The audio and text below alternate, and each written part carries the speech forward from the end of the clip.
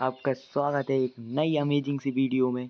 आज हम पढ़ने जा रहे हैं सॉलिड, लिक्विड एंड गैसेस में डिफरेंस, और आप कह सकते हैं इन तीनों के बारे में हम डेप्थली जानेंगे।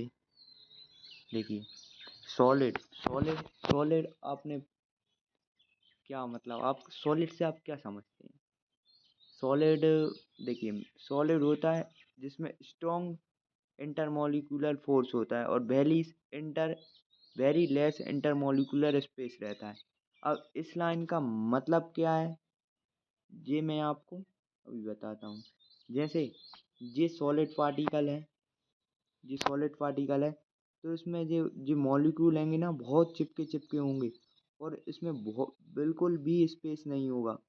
ये देखिए, तो इनका अट्रैक्शन हाई होगा ना, इंटरमोलिकुलर अट्रैक्शन, इन दोनों के बीच में अट्रैक्शन हाई होगा क्योंकि ये अपने आप एक दूसरे को बहुत अच्छे से जकड़े हुए हैं और इसमें स्पेस भी बहुत कम रहता है। तो वेरी लेस इंटरमोलिकुलर स्पेस भी कह सकते हैं। Have a definite shape and volume, जिसकी एक डेफिनेट शेप होता है और वॉल्यूम भी इसकी कभी बदलती नहीं। High density and melting point and boiling point, जिसकी मेल्टिंग एंड बॉइलिंग पॉइंट बहुत ज़्यादा रहता है। Solid can not be compress, solid can not be compress, compressive मतलब हम इसको दबा नहीं सकते फोर्स लगा के ऊपर से, जैसे टेढ़ा नहीं कर सकते, इसका कंप्रेसिव फोर्स हाई रहता है। सॉलिड कैन नॉट फ्लो, हाँ, सॉलिड कैन नॉट फ्लो, जी फ्लो भी नहीं करता।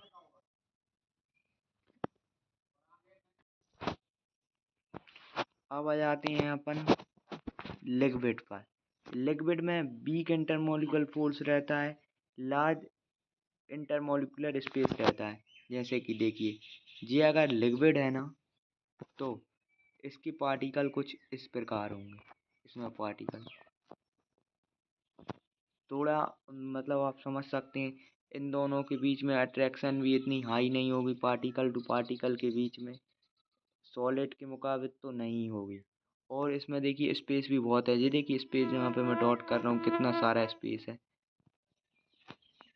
ठीक है, no definite shape but definite volume, आपने देखा होगा वॉल्यूम की कोई डेफिनेट शेप नहीं होता, लिक्विड का कोई डेफिनेट शेप नहीं होता।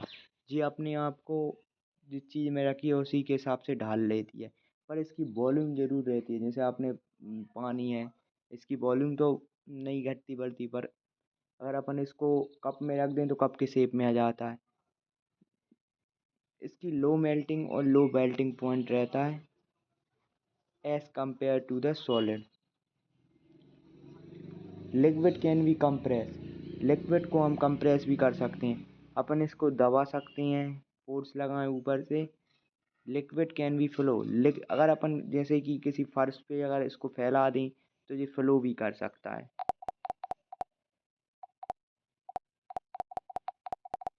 और फिर आ जाते हैं गैसेस पर।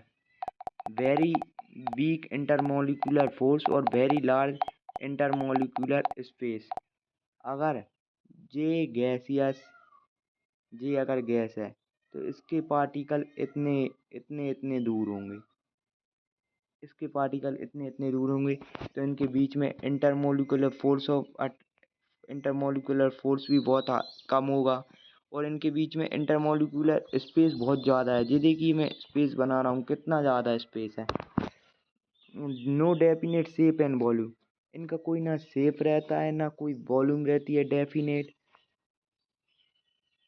Gases is very highly compressible, gases को हम कंप्रेस कर सकते हैं, वेरी हाईली कंप्रेसिबल। आप बड़ी क्लासेस में देखेंगे, और अगर आप बड़ी क्लास में हो तो देख भी रहेंगे, हेनरीज लॉ से अपन सॉल्युबिलिटी को, वो प्रेशर बढ़ाने से सॉल्युबिलिटी से कंप्रेस हो जाती है। जैसे कोको कोला में प्रेशर हाई से अपन और गैसेस को भर देते हैं।